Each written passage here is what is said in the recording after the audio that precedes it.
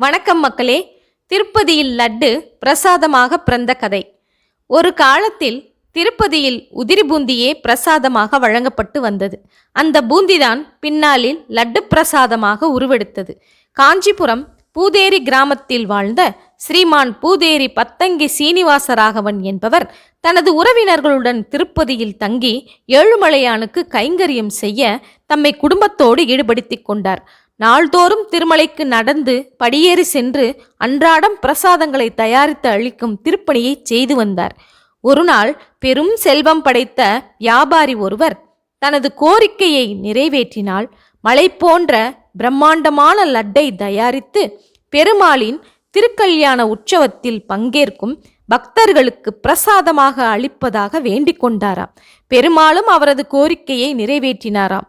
அப்போது உருவானதுதான் இந்த லட்டு பிரசாதம் என்கின்றனர்.